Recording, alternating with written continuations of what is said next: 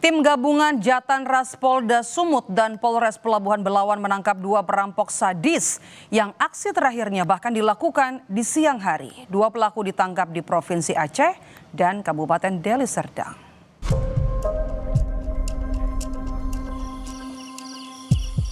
Inilah detik-detik saat polisi menangkap Jufri Saputra alias Bokir di sebuah rumah di Kabupaten Aceh Tamiang, Aceh. Bokir merupakan pelaku perampokan sadis terhadap seorang ibu rumah tangga di Jalan Ileng, Medan hingga menyebabkan korban mengalami luka parah.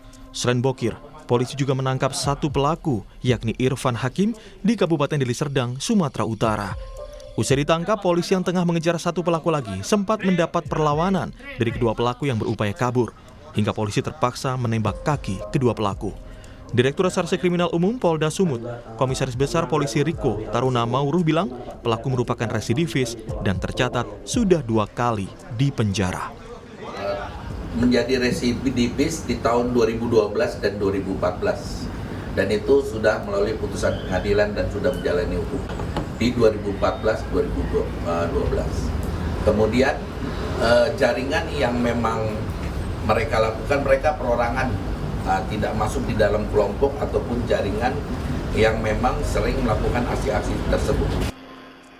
Polisi mengimbau terhadap 1 pelaku lain yang kini berstatus DPO untuk segera menyerahkan diri.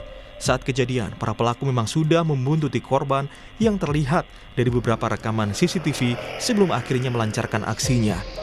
Pelaku tega melukai korban menggunakan pisau cutter sebelum akhirnya membawa kabur tas milik korban berisi uang Rp60.000. Ferry Irawan, Kompas TV, Medan, Sumatera Utara.